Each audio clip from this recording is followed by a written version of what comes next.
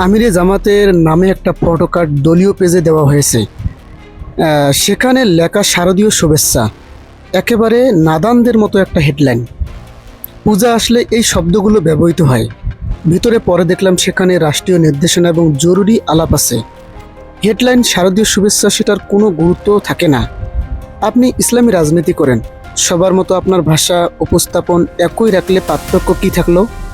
অনেক জায়গায় শিবির আর জামাতের নামে ব্যানার লাগানো হয়, সেখানেও সেই একই শুভেচ্ছা লেখা থাকে।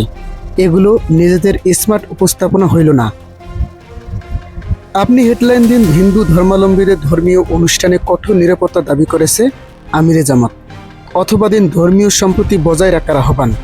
এরপর বাকি যা যা লিখেছেন তাই রাখুন। মানুষ তখন পুরো বিবৃতি পড়বে।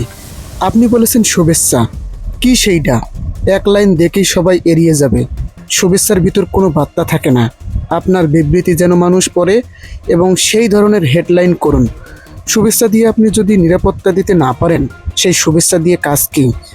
আপনি তাদেরকে নাগরিক হিসেবে নিরাপত্তা দাবি করুন, জনগণকে আহ্বান করুন সাম্প্রদায়িক সম্প্রীতি বজায় রাখতে। এটাই তো আপনার মূল চাওয়া।